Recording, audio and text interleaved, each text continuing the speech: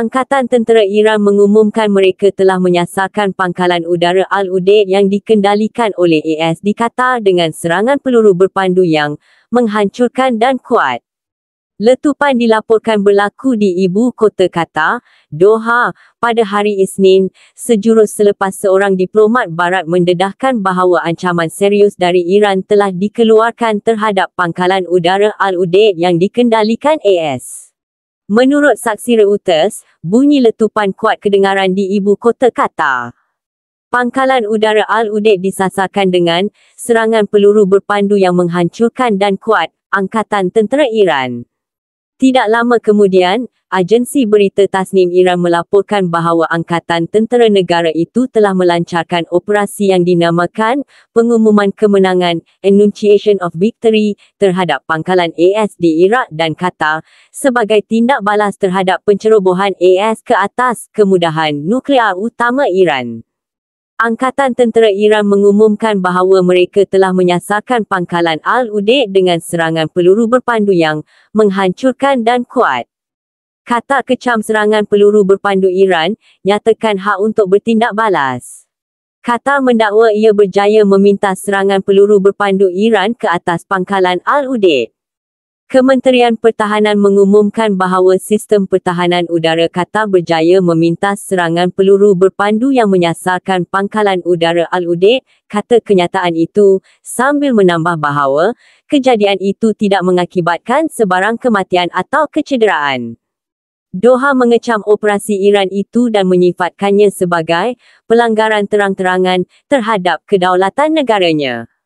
Jurucakap Kementerian Luar Negeri, Majid Al-Ansari, berkata dalam satu kenyataan, kami menyatakan kecaman keras negara Qatar terhadap serangan ke atas pangkalan udara Al-Udeid oleh Kor Pengawal Revolusi Iran dan menganggapnya sebagai pelanggaran terang-terangan terhadap kedaulatan dan ruang udara negara Qatar, serta undang-undang antarabangsa. Qatar turut menyatakan bahawa mereka berhak untuk bertindak balas secara langsung dan selaras dengan undang-undang antarabangsa. Pertahanan udara diaktifkan di pangkalan AS di Iraq. Sumber ketenteraan memberitahu Reuters bahawa sistem pertahanan udara telah diaktifkan di pangkalan udara Al-Asad milik AS di Iraq kerana kebimbangan terhadap kemungkinan serangan dari Iran. Sumber itu menambah bahawa pangkalan berada dalam keadaan berjaga-jaga maksimum, diikuti dengan arahan untuk berlindung di dalam bunker. Qatar tutup ruang udaranya. Sebelum itu, satu sumber maklumat memberitahu Reuters bahawa Iran telah menyelaras serangan mereka terhadap pangkalan AS di Qatar, mendorong kepada penutupan ruang udara negara itu. Qatar mengumumkan penutupan sementara ruang udaranya bagi memastikan keselamatan penduduk dan pelawat. Pengumuman ini dibuat selepas kedutaan AS mengeluarkan amaran kepada rakyat Amerika untuk berlindung di tempat sebagai langkah berjaga-jaga.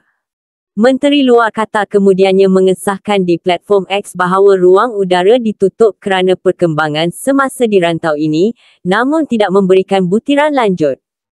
Pihak Federal Aviation Administration, FAA, Amerika Syarikat turut mengeluarkan notis kepada juruterbang, NOTAM, mengenai penutupan ruang udara di atas pangkalan Al-Udeid. Iran sebelum ini telah mengancam akan membalas selepas pasukan AS menjatuhkan bom penebuk bunker seberat 30,000 paun ke atas kemudahan nuklear bawah tanah Iran pada hujung minggu lalu. Apakah itu pangkalan udara Al-Udeid? Pangkalan udara Al-Udeid yang terletak di Qatar merupakan pangkalan ketenteraan AS terbesar di Timur Tengah.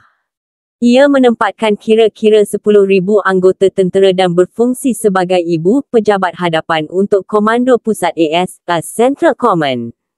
Dua pegawai AS memberitahu Reuters bahawa tindakan balas Iran mungkin menyasarkan pasukan Amerika di rantau ini dalam tempoh 48 jam akan datang.